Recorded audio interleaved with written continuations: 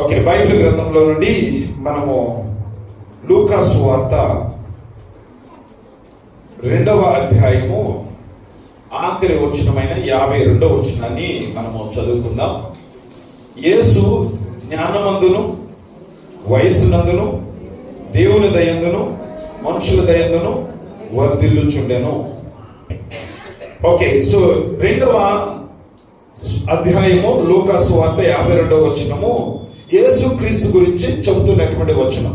So మనందరము ఈ వచనం చూసి ఆశ్చర్యపోతూ ఉండొచ్చు, ఇది నూతన సంవత్సరం కదా, సో ఈ యొక్క వచనము ఎలాగా ఈ విషయం మనకి నూతన సంవత్సరానికి సంబంధించింది ఎలా ఉంటుంది అని మనము ఆలోచన చేయవచ్చు.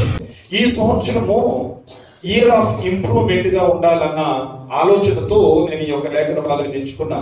ఇయర్ ఆఫ్ ఇంప్రూవ్మెంట్ అని అంటే అభివృద్ధి చెందే సంవత్సరంగా ఉండాలి అని.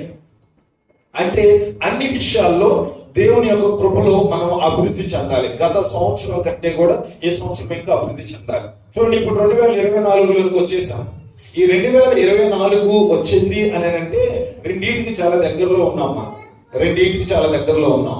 ఏంటి అని అంటే మన మరణానికి దగ్గరగా ఉన్నాం, ఆయన రాకడ కూడా దగ్గర ఉన్నాం. ఈ రెండు ఎప్పుడు జరుగుతాయో మనకు తెలియదు. అన్ని కొన్ని విషయాలు మనకు తెలుసు, కానీ మన మరణం ఎప్పుడో మనకి తెలియదు. డేట్ ఆఫ్ బర్త్ తెలుసు, కానీ డేట్ ఆఫ్ డెత్ మనకు తెలియదు. సో దానికి కొంచెం దగ్గరలో ఉన్నాం. సంవత్సరం గడిచిపోతూ ఉంటే మనము మన మరణానికి దగ్గర అవుతున్నామని ఒకసారి భావించాలి. అలాగే రెండవది, ఆయన రాకడ కూడా దగ్గరలో ఉందన్నట్లే. ఆయన రెండవసారి లోకానికి రాబోతున్నాడు అని చెప్పిన దానికి సమీపంలో ఉన్నాం. సో దీని తర్వాత మనందరము ఈ రెండిట్లో ఏది జరిగినా కానీ ఓకే, మనందరము న్యాయ సింహాసనం ఎదుటి నిలవబడబోతున్నాం. ఆ పిక్చర్ మైండ్ లో పెట్టుకోవాలి. ఓకే, సో ఇది ఒకవేళ ఈ లోకాన్ని వదిలిపెట్టినా లేకపోతే ఆయన ఈ లోకానికి వచ్చినా రెండోసారి, సో మనము ఇంకా జరిగిన తర్వాత ఘటన ఏమిటంటే న్యాయ సింహాసనం ముందు మనందరం నిలబడతాం. సో అప్పుడు రెండే విషయాలు యేసయ్య చూసి చెప్తాడు. బలా నమ్మకమైన మంచి దాసుడా అని ఒకరిని అంటారు, ఇంకొకరిని ఏమంటారు? చెడ్డ దాసుగా అని అంటారు. సో నమ్మకంగా ఈ లోకంలో మనం జీవిస్తే ఎంత సమయం దేవుడు మనకి ఇచ్చాడో ఆ సమయాన్ని ఆయనకి నమ్మకంగా ఆయన మహిమార్థమై మనం జీవిస్తే ఆ పదం మనకు చెప్తాడు దేవుడు, బలా నమ్మకమైన మంచి దాసుడా.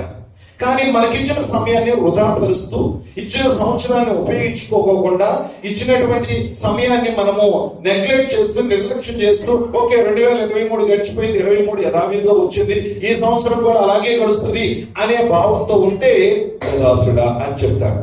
సో ఇప్పుడు ఈ రెండింటిని దృష్టిలో పెట్టుకొని మనం ఎప్పుడైనా చనిపోవచ్చు, లేకపోతే ఆయన రాకడ ఎప్పుడైనా రావచ్చు. తర్వాత జరిగే ఆ న్యాయ సింహాసనం ఎదుటి నిలబడినప్పుడు ఈ లోకంలో నీకు ఇచ్చిన ప్రతి సంవత్సరం గురించి, దేవునికి ఇచ్చిన ప్రతి నెల గురించి, నువ్వు దినంలో చెడ్డవు కనుక దాన్ని సద్వినియోగపరుచుకున్నావు అనే ఆ మంచి మనసుతో నువ్వు ఉంటే ఆ మాట దేవుడు నీకు తప్పకుండా చెప్తారు. మంచి దాసుడా అని అనిపించుకోవడానికి మనందరం సిద్ధపడుతున్నాం అంతే. సోమరమైన చెడ్డ దాసుడా అని కాదు. బలా నమ్మకమైన మంచి దాసుడికి ఏం చెప్పండి, నీ కోసం అగో సిద్ధపరచబడింది, నువ్వు వెళ్ళి ఆసీనుడుగా. అలాగే ఈ పక్కన ఉన్న వాడికి చూడు, నీ కోసం అగ్నిగుండం సిద్ధంగా ఉంది, అక్కడ పండ్లు కొరుకుట ఏడుపు ఉంటది, అక్కడ అగ్ని ఆరదు, పూజ. అలాంటి పరిస్థితులు నువ్వు వెళ్ళిపో. సో ఏదో ఒకటి డిసైడ్ అయిపోతుంది, రెండింటిలో ఏదో ఒకటి జరుగుతుంది. ఓకే, సో ఈ రెండింటిలో కూడా మన మరణమో ఆయన రాకడో ఏదో ఒకటి ముందో వెనకో జరుగుతుంది.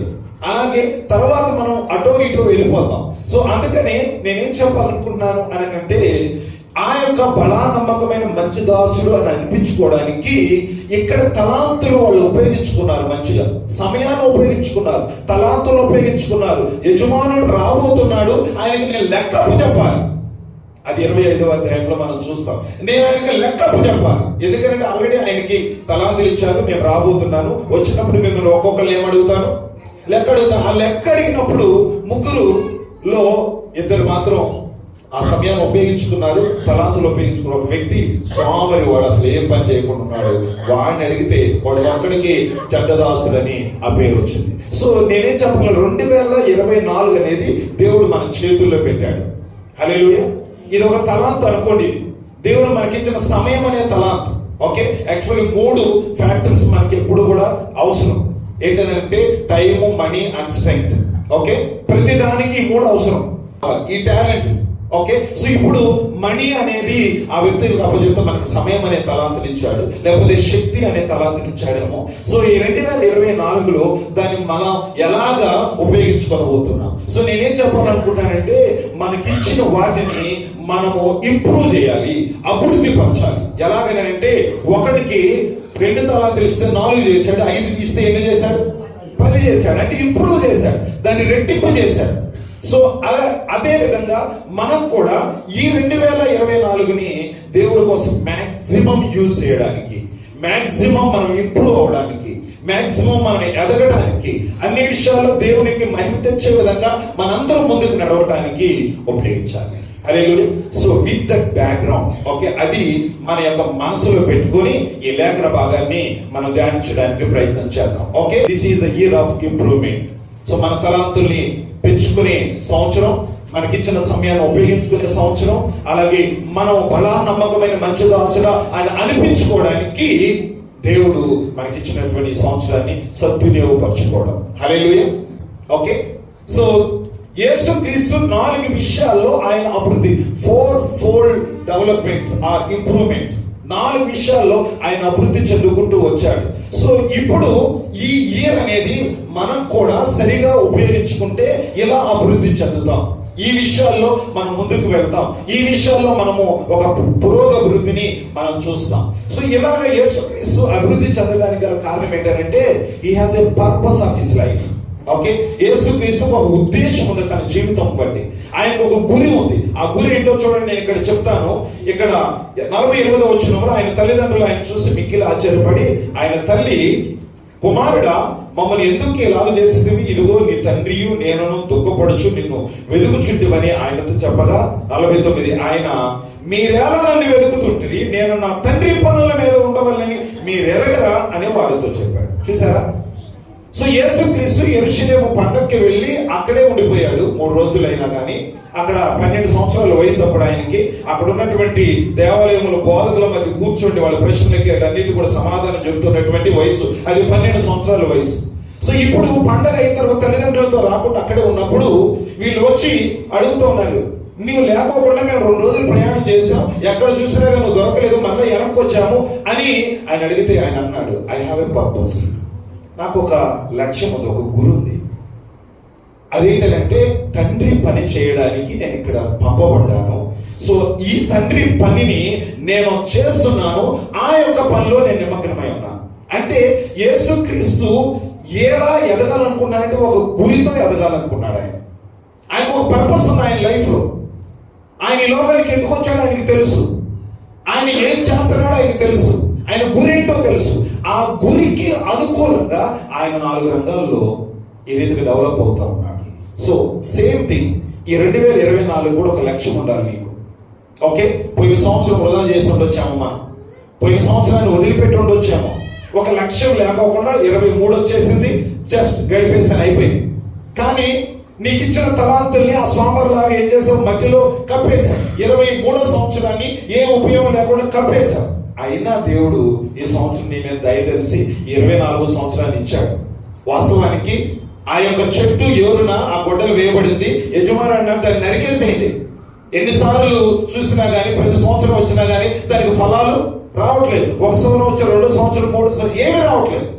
అప్పుడు ఆ యజమానుని ఆ తోటమాల అంటున్నాడు, అయ్యా ఇంకొక సంవత్సరం అవకాశం ఇవ్వ, నేను దాన్ని ఎరువు పెడతాను, లేకపోతే పాదు తీస్తాను, నీళ్లు పోస్తాను, ఈ సంవత్సరమైనా అది ఫలిస్తే సరే, లేకపోతే నువ్వు చెప్పినట్లుగానే చేద్దాం. అంటే ఈ సంవత్సరం దేవుడు 24 నీకు ఇచ్చాడంటే ఆ తోటమాలని యేసయ్య నీ తరపున విజ్ఞాపన చేయగా ఆయన కృపను బట్టి ఆయన దయ వల్ల మనకి 24 ఇవ్వబడిందేమో. ఆలోచన చేయండి. లేకపోతే 23లో ఎంతమంది గొప్పవారు చనిపోయారు, 24 చూడకుండా ఎంతమంది పోయిన సంవత్సరమే కాలగర్భంలో కలిసిపోయారు. అలా మనకి రానివ్వలేదు. ఎందుకంటే God has a purpose in your life. ఈ సంవత్సరం నీకు ఇచ్చాడంటే దేవుడు ఒక ఉద్దేశాన్ని కలిగి ఉన్నాడు. నువ్వు ఇంకా బ్రతికి ఉన్నావంటే ఉద్దేశాన్ని కలిగి ఉన్నావు. కరోనా సమయంలో చాలా మంది చనిపోయారు, కొంతమంది బతికారు. చాలా మంది చనిపోయారు, కొంతమంది బతికారు. ఎందుకు బతికారు అని అంటే వాళ్ళ ద్వారా దేవుడు ఏదో చెయ్యాలని వాళ్ళు బతికించాడు అనుకుంటా. లేకపోతే వాళ్ళలాగా వీళ్ళు కూడా చనిపోవాలి, ప్రాణాపాయ స్థితికి వచ్చి బయటకు వచ్చిన వాళ్ళు ఉన్నారు. ఏదో దేవుడు వారి ద్వారా చేయడానికి ఆ విధంగా దేవుడు ఆ సమయాన్ని ఇచ్చాడు. సో ఆ యొక్క మిగిలిన పని ఏదైనా ఉందేమో దాన్ని ముగించడానికి ఏమైనా దేవుడు మనకి సమయాన్ని పొడిగించాడేమో. ఓకే, ఆయన ఉద్దేశం ఉండి ఏదైనా మనల్ని ఈ సంవత్సరాన్ని పొడిగించాడేమో. ఇంకా మిగిలిన పని ఏదో అది చేసిన తర్వాత నేను పిలుస్తాలే అని దేవుడు ఒకవేళ ఉంచాడేమో. దేనికో తెలియదు. 24వ సంవత్సరం యాక్సిడెంటల్ గా నీకు ఇవ్వబడలేదు. ఏదో కళ్ళు మూసుకుని దేవుడు నీకు ఇవ్వలేదు. You need to think that there is a purpose of God in giving this new year. ఈ సంవత్సరం అలాగా ఆగతాయకంగా ఏదో గడిపేయడానికి కాదు, ఒక ఉద్దేశం. యేసుక్రీస్తుకి కూడా ఉద్దేశం ఉంది. నా తండ్రి పని విషయంలో నేను ఉన్నాను ఆయన ఉద్దేశంతో ఆయన 4 ఏరియాస్ లో ఆయన ఎదుగుతున్నాడు. ఒకటి ఏంటి అని అంటే 52వ వచనంలో 2వ అధ్యాయం లూకాసు వార్త 52, జ్ఞానమందును వయస్సునందును దేవుని దయందును మనుషుల దయందును. ఓకే, 4 థింగ్స్ వెరీ ఎసెన్షియల్ మన జీవితంలో ఏం చెప్తా ఉన్నాయి. ఆ ఎసెన్షియల్ ఏంటంటే ఫస్ట్ వన్, జ్ఞానం అంటే he grow mentally. Okay, mentally జ్ఞానంలో అంటే మెంటల్ గా ఆయన ఎదిగాడు అని అంటే ఆయన మనస్సులో ఎదిగాడు, లేకపోతే మానసికంగా ఎదిగాడు ఆయన.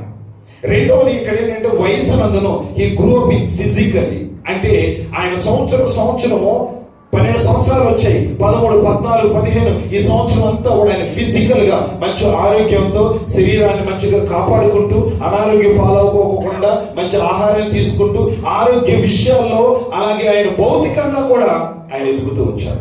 నెంబర్ 3, దేవుని దయందు అని అంటే స్పిరిచువల్లీ గ్రూ అప్.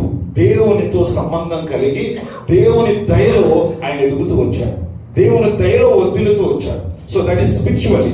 అలాగే మనుషుల దయ అంటే సోషల్లీ.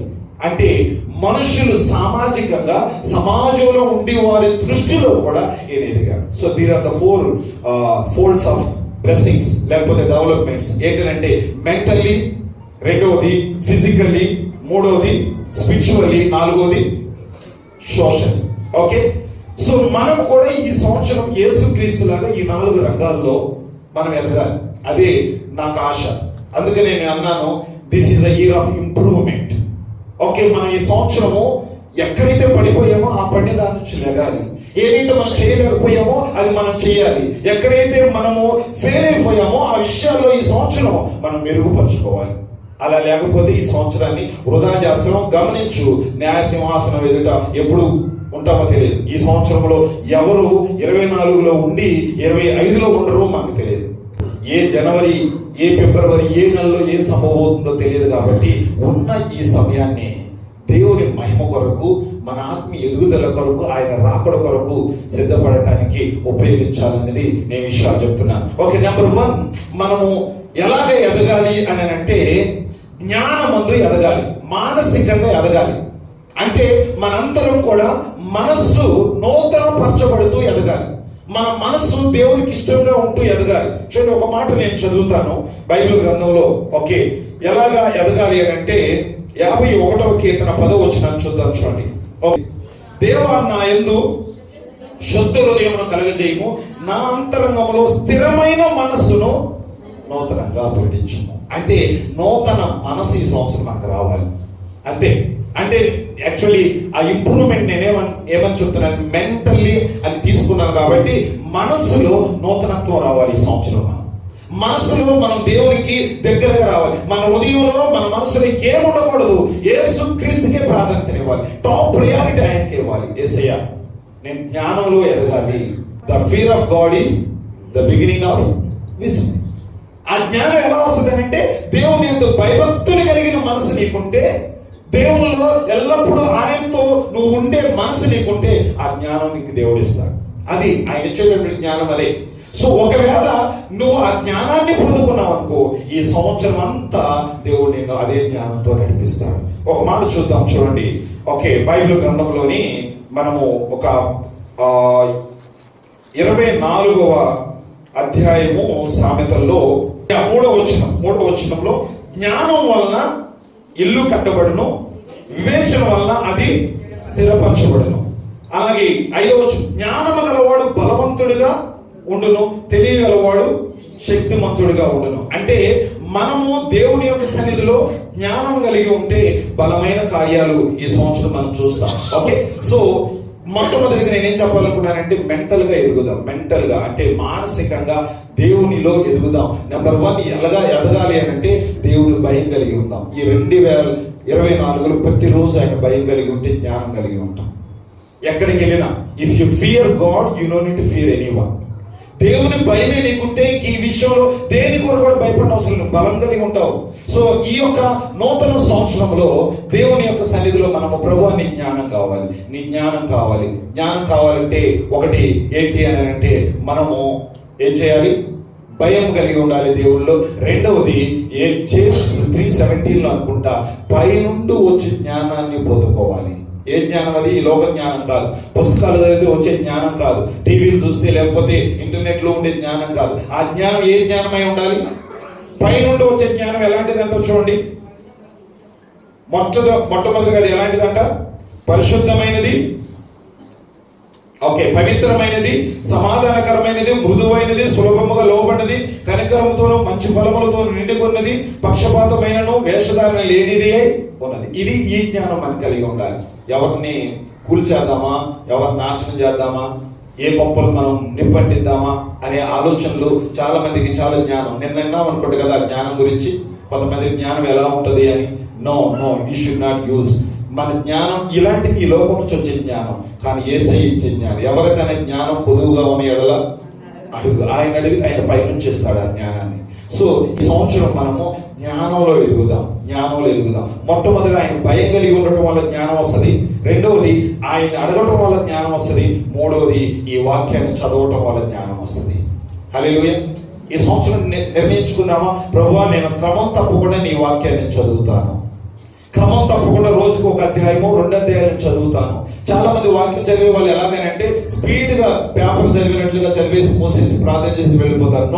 నో మనం బైబిల్ ఎలా చదవాలంటే దేవుని వాక్యం నాకు ఏమి నేర్పిస్తుంది ఈ రోజు, అందులో నేను సరిదిద్దుకోవాల్సిన ఏమైనా ఉన్నాయా, దేవుడు నన్ను గద్దిస్తుంది ఏమన్నా ఉందా, లేకపోతే దేవుడు వాగ్దానం ఏమన్నా నేను చదివిన ఈ రోజు లేఖన భాగంలో ఉందా, లేకపోతే దేవుడు నన్ను నడిపించడాల్సిన గైడెన్స్ ఏమైనా ఇందులో ఉన్నాయా అని అవన్నీ ఎదుర్కొంటూ చదవాలి. కానీ ఏదో మనం చదివి ముగించేసామని మనసుని సంతృప్తి పరచుకోవడం కాదు. ఓకే, పాత నిబంధన మనం చదవాలి, కొత్త నిబంధన చదవాలి. కొంతమంది కొన్ని సెలెక్టెడ్ చాప్టర్స్ ని చదువుతూ ఉంటారు. మన బైబిల్ అంతటిని చదివినప్పుడు దేవుడు నీకు ఈ జ్ఞానాన్ని ఇస్తాడు. రైట్. సో ఈ సంవత్సరము ఎందులో మనం ఎదగాలి? దేవుని యొక్క జ్ఞానంలో ఎదగాలి. ఆ జ్ఞానంలో ఎదగడం అంటే mentally we need to grow. Okay, మానసికంగా దేవుని జ్ఞానంతో నింపబడాలి. దేవుని జ్ఞానంతో నింపబడాలి. ఓకే, సో నెంబర్ 2 రెండవది ఏమిటి అని ఇక్కడ మనం ఆలోచన చేస్తే యేసుక్రీస్తు ఫిజికల్ గా గ్రో అయ్యాడు. ఎలా అయ్యాడు? వయస్సునందు. ఓకే, సో వయసులో ఆయన సంవత్సరం వస్తున్నప్పుడు ఆయన ఫిజికల్ గా కూడా గ్రో అయ్యాడు. అంటే శారీరక పరంగా కూడా ఆయన ఎదుగుతూ వచ్చాడు. ఓకే, 12 సంవత్సరాల వయసులో ఆయన ఎంత ఎత్తుంటే 13 ఇంత, 14, 15 ఆ రీతిగా ఆయన ఎదుర్కొంటూ వచ్చాడు. శారీరకంగా ఎదుర్కొంటూ వచ్చాడు. సో బైబిల్లో మనం ఎక్కడ చూడడం యేసుక్రీస్తుకి జ్వరం వచ్చిందో, బలహీనత వచ్చిందో, అనారోగ్యం వచ్చిందో, లేకపోతే ఏదో ఒకటి హాస్పిటల్ అయ్యాడు, ఇంజెక్షన్ తీసుకున్నాడు, టాబ్లెట్ తీసుకున్నాడు, ఎక్కడ చదవం. ఎందుకంటే ఆయన ఆరోగ్య విషయంలో చాలా జాగ్రత్త తీసుకొని ఫిజికల్ గా హీ వాస్ ఫిట్. ఓకే, ఆయన భౌతికంగా చాలా ఆరోగ్యంగా ఉన్నాడు. ఏ విధమైన బలహీనత, అనారోగ్యము ఆయన మీదకి రాలేదు. ఒక్కోసారి ఒక మానవుడుగా ఆయనకు కలిగి ఉండొచ్చేమో, కానీ ఆయన అవకాశం ఇవ్వలేదు. ఆకలితో ఉన్నాడు కానీ అనారోగ్య పాలవలేదు. ఆయన పడుకోవడానికి, తల వాల్చుకోవడానికి స్థలం లేదు. ఆయనకి ఏ ఒళ్ళు నొప్పులు, ఏ బాధ రాకోకుండా, ఏ అనారోగ్యం రాకోకుండా మంచి ఆరోగ్యంగా ఉన్నాడు. ఓకే, సో నెంబర్ 2 నేనేం చెప్పాలనుకున్నానంటే take your health this year very carefully. Okay, so నువ్వు అనారోగ్యంగా ఈ సంవత్సరం ఉండకుండా ఫిజికల్ గా నువ్వు ఎదుగుతూ ఉండాలి. వయసు మీద పడుతున్న కొలది ఆరోగ్యం ఏమవుతా ఉంటది? క్షీణిస్తూ ఉంటది. So I want to tell you ఏంటంటే ఫిజికల్ గా ఈ సంవత్సరం నువ్వు గ్రో అవ్వాలి.